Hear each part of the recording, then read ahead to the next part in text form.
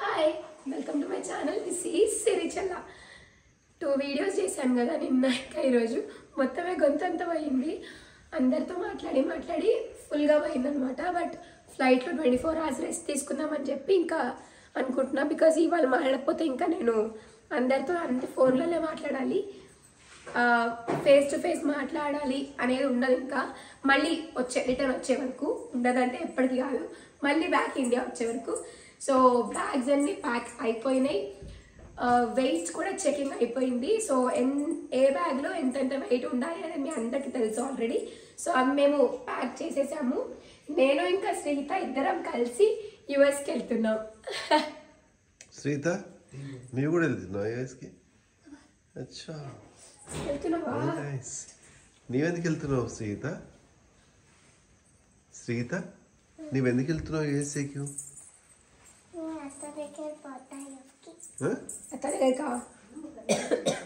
అత్త రమ్మన్నదా? అత్త రమ్మన్నదా? బట్టలు ప్యాక్ చేసుకోవాలి కదా. ఓకే, సో ఇది కూడా వస్తున్నా అని అనుకుంటుంది ప్రస్తుతానికైతే.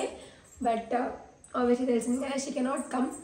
కానీ నేనే అంటున్నా, నెక్స్ట్ టైం మా అమ్మ నాన్నని, మా అన్నలు వదినలు పాప అందరు కలిసి రండి యూఎస్కి అని ప్లాన్ చేస్తాం అంటున్నారు.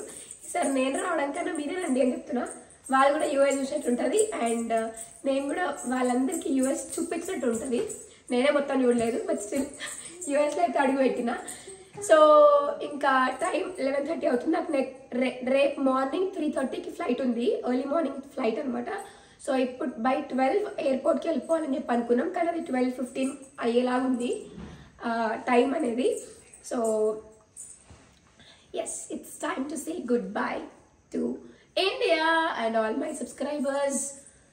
ఇండియా సిరీస్కి మాత్రమే మళ్ళీ బ్యాక్ యూఎస్కి వెళ్ళి వీడియోస్ కంటిన్యూ చేస్తా. మీరందరూ అక్కడి నుంచి నన్ను సపోర్ట్ చేయండి. అండ్ ఆల్సో ఇక్కడ ఎంత ఎలా చూపిస్తున్నారో అక్కడ కూడా అంతే ఎలా చూపించండి, అంతే వ్యూస్ రావాలని కోరుకుంటున్నా. సో ఫ్యామిలీ అందరికి కూడా బాగా చెప్పే టైం అయితే వచ్చేసింది ఇప్పుడు. సో ఇది ఫేక్ కాదు, మనం చేసేదాంట్లో.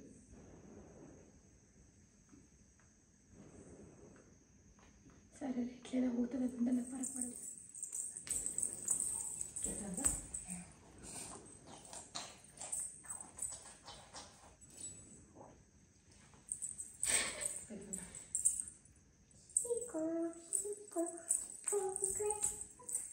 నీకు పెట్టిందా జీన్స్ ప్యాంట్?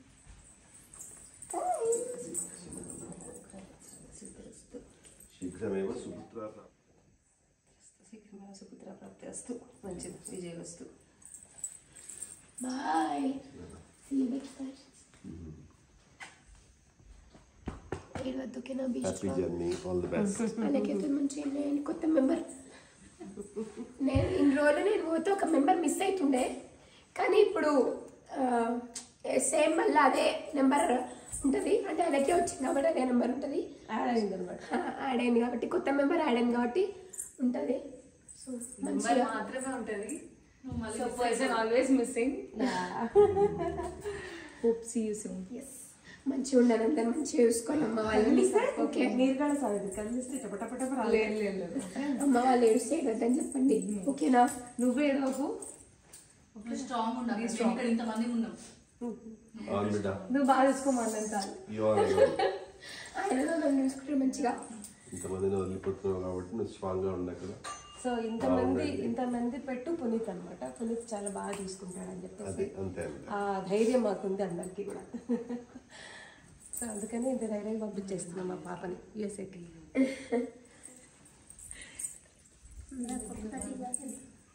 నీ కొడుకులు చూడాలి, నీ కొడుకు. బాయ్, రాను కూడా యూఎస్.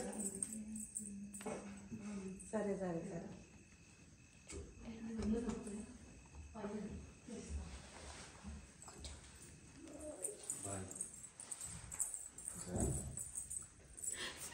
రోజు వీడియో కాల్ చేసి శ్రీతని చాలా మిస్ అవుతుంది. శ్రీతతో రోజు వీడియో కాల్ చేయించాడు. నువ్వు స్ట్రాంగ్ ఉంటే నువ్వు స్ట్రాంగ్ ఉంటావు. రిఫ్లెక్షన్ నువ్వు ఎట్లుంటే ఉంటుంటావు, ఓకేనా? నీ గురించే హ్యాపీ మూమెంట్స్ తలుచుకుంటూ బీ స్ట్రాంగ్. నువ్వు హ్యాపీ ఉంటే ఇక్కడ హ్యాపీ. సరే సరే సరే. వీళ్ళందరికీ నీ ఒకదాని ధైర్యం చెప్పాలి. Okay bye baby. ఏం మందులు వేసుకున్నావా?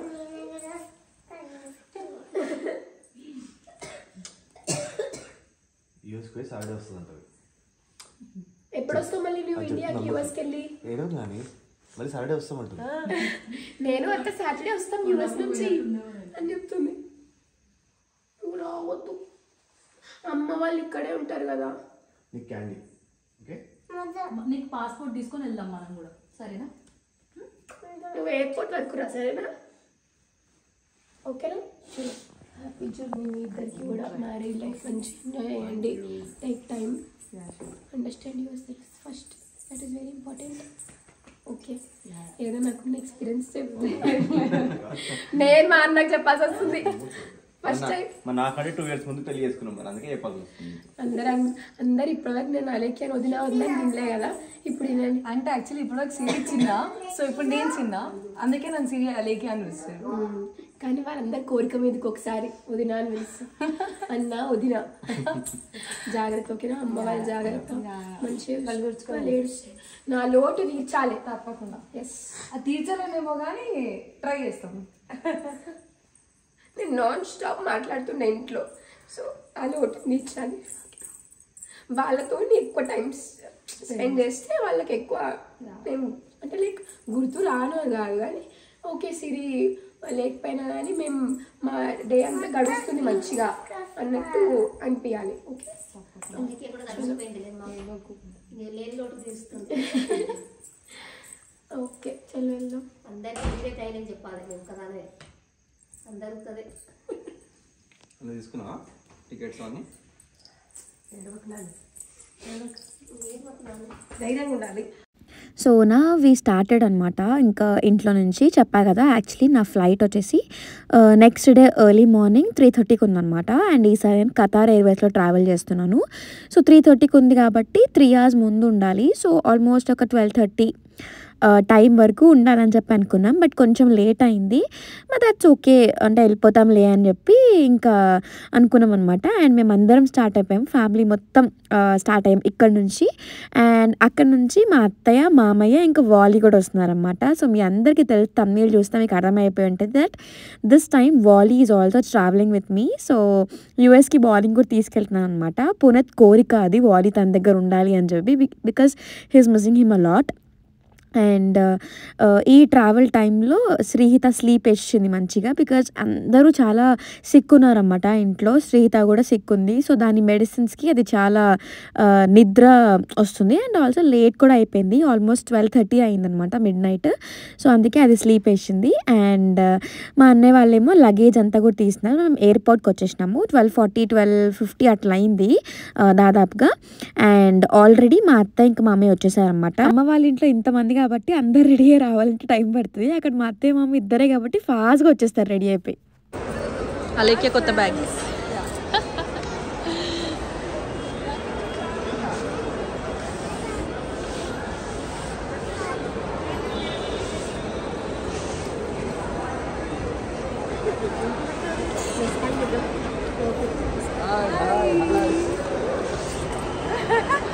సో మా డాడ్ వాళ్ళ కజిన్ కలిసారు అక్కడ.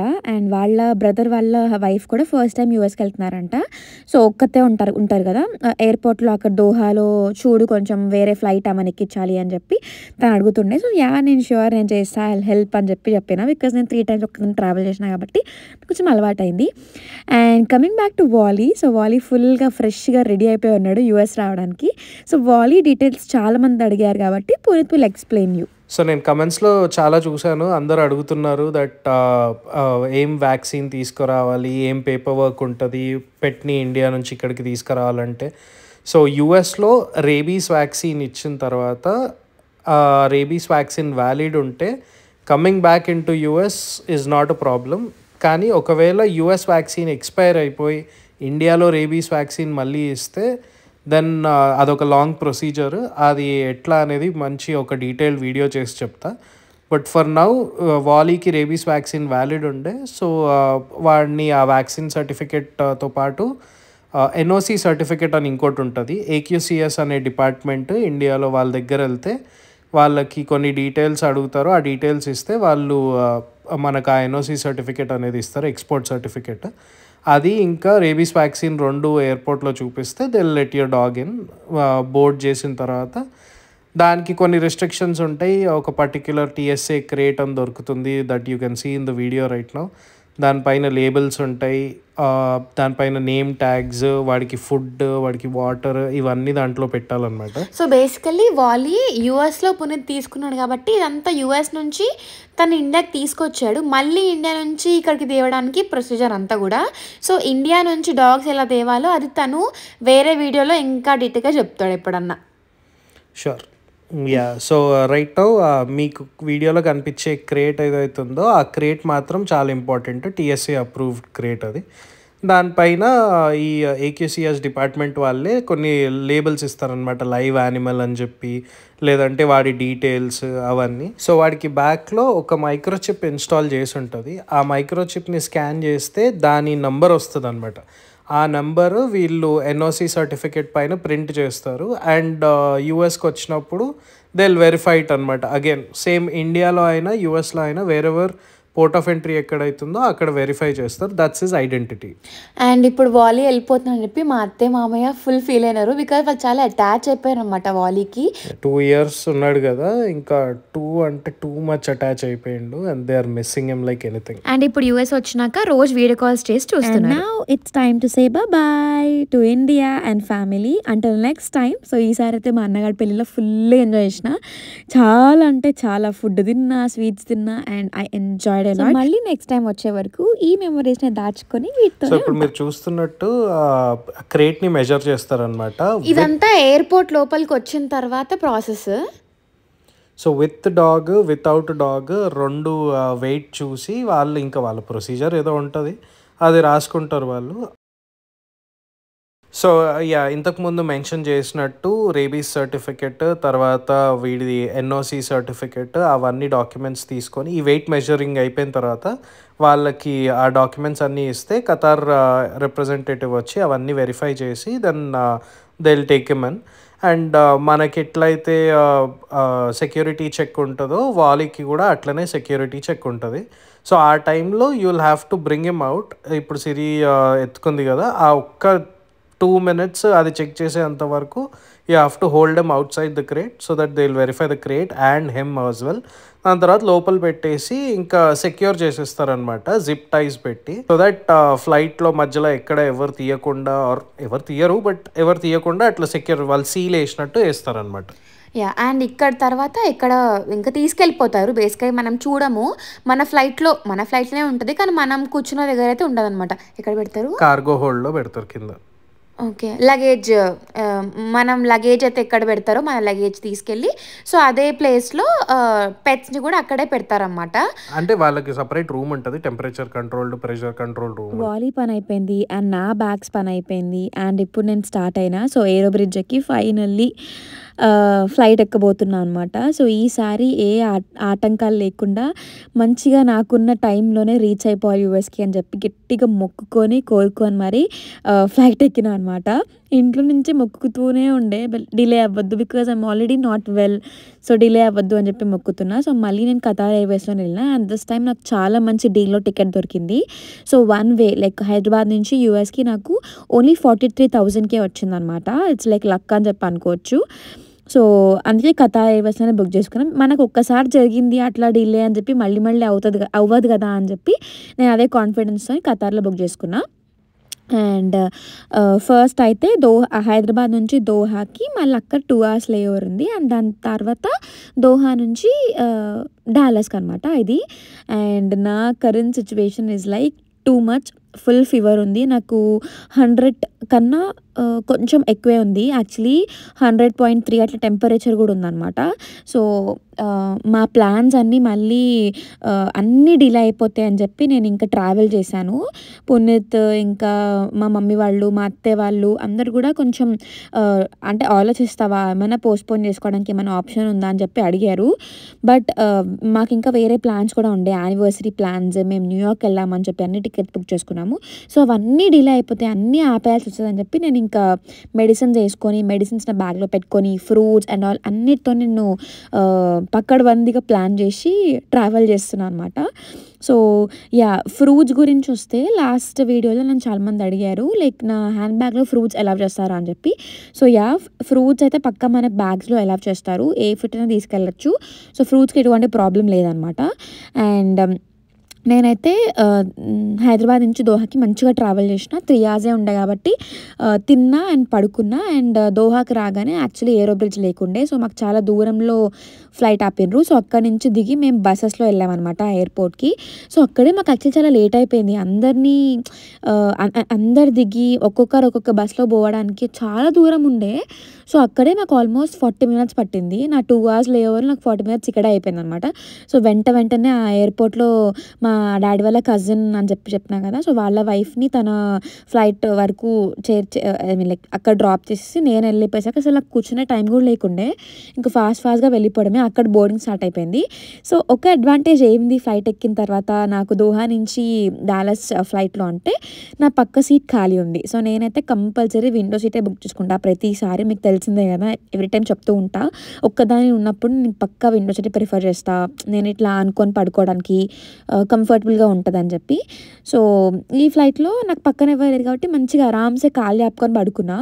అండ్ ఎక్కగానే నాకు ఈ శాండ్విచ్ వచ్చింది. It's like pizza or sandwich రెండు అనొచ్చు దీన్ని. పిజ్జా లాగా లేదు, అటు శాండ్విచ్ లాగా లేదు, మధ్యలో ఉందన్నమాట. అండ్ నాకున్న ఈ సర్దితోని it was like too much stress ఉండే. బట్ ఇంకా ఫుడ్ తినడం ఆపద్దు కాబట్టి ఫుడ్ తిన్నా ప్రశాంతంగా, కొంచెం స్పైసీగా బాగా అనిపించింది. నోరు కొంచెం టేస్ట్ లేదు, నాకు ఫీవర్ ఉంది కాబట్టి, కానీ ఓకే బాగానే అనిపించింది. అండ్ నేను ఫీవర్ ఉన్నప్పుడు యూఎస్లో ఎట్లా మేనేజ్ చేసిన, కోల్డ్ ఉన్నప్పుడు అని అంటే ఫస్ట్ ఆఫ్ ఆల్ నా నెత్తి మీద ఉన్న ఏసీ అయితే ఆఫ్ చేసేసుకున్నా అనమాట, మొత్తమే ఆఫ్ చేసేసుకున్నా. అండ్ దెన్ నేను నేజల్ డ్రాప్స్ తెచ్చుకున్నా. సో అస్సలు నాకు అవ్వదు, నాకు కోల్డ్ వస్తే ఎక్స్ట్రీమ్స్ వస్తుంది అనమాట. సో నోజ్ మొత్తం బ్లాక్ అయిపోతుంది. సో నేను compulsory every 8 hours nasal drops వేసుకుంటాను. అండ్ డోలో వేసుకున్నా అండ్ మంచిగా మోంటెవాక్ సిట్రజన్ వేసుకొని ఐ స్లెప్ట్ అనమాట. సో మళ్ళీ నాకు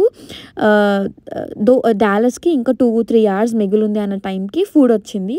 సో నేను మొత్తం అంతా క్యాప్చర్ చేయలేదు బికాజ్ ఐ వాజ్ స్లీపింగ్, అందుకే నేను కొంచెమే తీసుకున్నా. సో ఈ మ్యాంగో జింజర్ డ్రింక్ చాలా బాగుంటుంది, మీ కోల్డ్కి సెట్ అవుతుంది అని చెప్పి అక్కడ క్రూ చెప్పిండ్రు. సో వాళ్ళకు కూడా తెలిసిపోయింది నాకు ఫుల్ ఫీవర్ ఉంది, నేనే ఇన్ఫార్మ్ చేసిన అనమాట. సో హెడేక్ ఉంది, ఫీవర్ ఉంది, కోల్డ్ ఉందని చెప్పి. సో వాళ్ళని టేక్ కేర్ చేశారు. సో ఆ జ్యూస్ తాగితే కొంచెం రిలాక్స్ ఉంటుంది, గొంతులో మంచిగా అనిపిస్తుంది అని చెప్పి వాళ్ళ జ్యూస్ ఇచ్చిండ్రు. యాక్చువల్లీ చాలా బాగుండింది. అండ్ దెన్ ఫుడ్ వచ్చేసి కీన్వా ఇచ్చిండ్రు, ఇట్స్ లైక్ సలాడ్ అనమాట. అండ్ దెన్ 1 dessert అండ్ రైస్లో వచ్చేసి వేడివేడి rice, palak and paneer butter masala or something paneer curry ఏదో బాగుండే. రైస్ కొంచెమే ఇస్తారు, మనం అవన్నీ డెజర్ట్, డ్రింక్, ఇంకా సాలడ్ అవన్నీ తినేసరికి మనకు యాక్చువల్లీ కడుపు నిండిపోతుంది. అండ్ దెన్ దోహా నుంచి డిఎఫ్డబ్ల్యూ అంటే డాలస్కి ఇంకా 2 hours 17 minutes ఉంది. సో తిని మళ్ళీ గట్టిగా స్లీప్ వేసిన అనమాట. అండ్ లేవగానే యాక్చువల్లీ డాలస్ రాగానే నేను లేచిన, అంతవరకు మంచిగా పడుకున్నా. ఈసారి అయితే చాలా it was a very soundful because నేను మంచిగా సిట్రజన్ టాబ్లెట్ వేసుకున్నా కాబట్టి మంచిగా నిద్ర వచ్చింది. అండ్ డాలస్ వచ్చేసిన.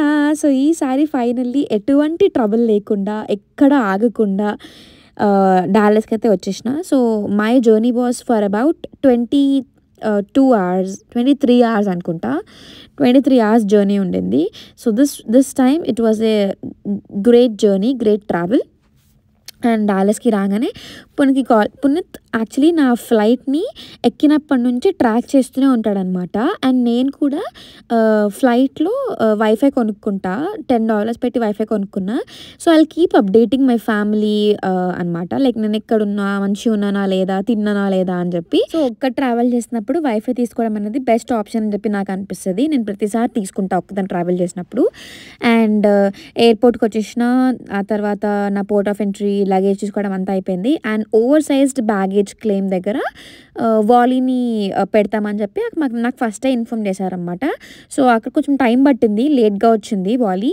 So over size bag claim దగ్గర వాలీని తీసుకొని స్టార్ట్ అయిపోయాను. సో అక్కడ అందరినీ ఎంక్వైరీ, నేను అందరినీ కనుక్కుంటున్నాను బికాజ్ నా లగేజ్ తీసేసుకున్నా ఇంకా వాలీ అక్కడ లేదు. సో ఒక్కటే ఒక పెట్టుండే నేను ట్రావెల్ చేసిన ఫ్లైట్లో. సో అందుకే ఐ వాజ్ వెయిటింగ్ అనమాట. బట్ ఫైనల్లీ వచ్చేసింది. అండ్ బయట పునీత్ వెయిట్ చేస్తుండే. అండ్ ఇంకా ఇక్కడ నుంచి వీడియోలో పునీత్ నన్ను రిసీవ్ చేసుకోవడం అండ్ వాలీని రిసీవ్ చేసుకోవడం చూస్తారు. వాలీని ఎన్ని డేస్తో చూస్తున్నావు? 1 year? 1 year అయింది. ఓ సారీ, మొన్న ఇండియాలో 5 months ఉన్నాం కదా, అక్కడ ఫుల్ ఎంజాయ్ చేసిండు. అండ్ మళ్ళీ గ్యాప్ వచ్చింది, మళ్ళీ ఇప్పుడు అనమాట. ఫస్ట్ నన్నే హగ్ చేసుకున్నాను. Finally Wally is here. So వీడికి నేను మిస్టేక్ చేసిన దట్ ఫుడ్ పెట్టిన, బట్ పెట్టిన తర్వాత వాళ్ళు తీసేయమన్నారంట. బికాజ్ ఫ్లైట్లో ఉన్నప్పుడు వాళ్ళు ఒకవేళ తింటే అది టర్బులెన్సెస్ అట్లా ఏమైనా వచ్చినప్పుడు వాళ్ళు చోక్ అవుతారంట తినేటప్పుడు. సో అందుకే ఫుడ్ పెట్టలేదు. పైన ప్యాకెట్లో పెట్టి స్టిక్ చేయాలన్నమాట బాక్స్కి, సో దట్ లేఓవర్ ఉన్నప్పుడు వాళ్ళు పెడతారు. బట్ ఆ లేఓవర్కి కూడా ఒక రెస్ట్రిక్షన్ ఉంటుంది దట్ 2 hours కన్నా ఎక్కువ లేఓవర్ ఉంటే వాళ్ళు తీసుకెళ్ళి వాక్కి తీసుకెళ్ళడము, తర్వాత ఫుడ్ పెట్టడము, వాటర్ తాగిపించడం అవన్నీ చేస్తారు. బట్ సిరీ ఫ్లైట్కి ఓన్లీ 2 hours ఉండే. సో అది చేయలేకపోయారు. And look at his excitement. వాడు అసలు ఒక 10 minutes పట్టింది వాడికి కామ్ డౌన్ కావడానికి. సో టూ ఎక్సైటెడ్ ఉండే నన్ను చూసేసరికి.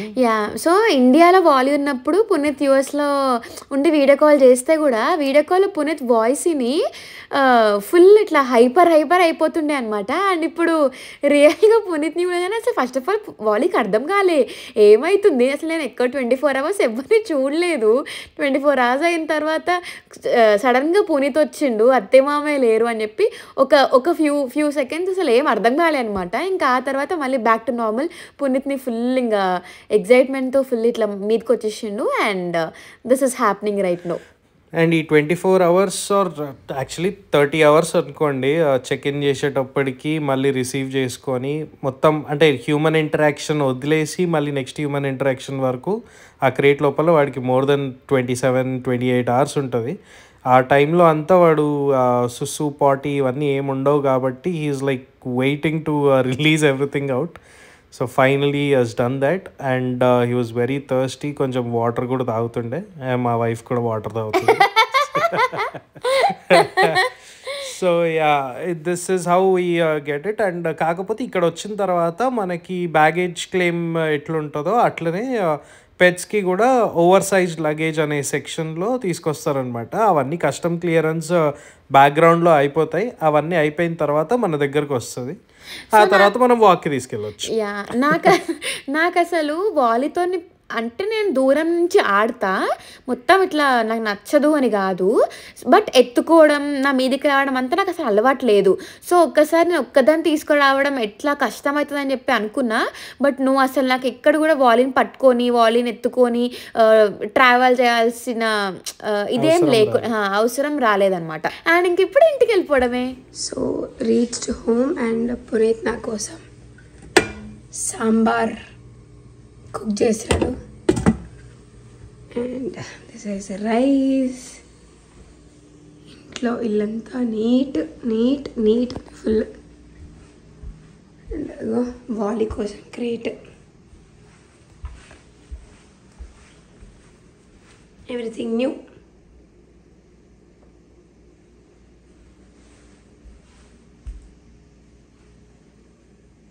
ఇది పెట్.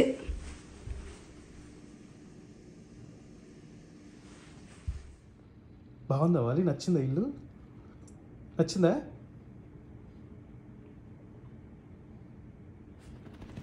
ఏమైతుందిరా? ఐ ఎక్సైటెడ్ వాలి?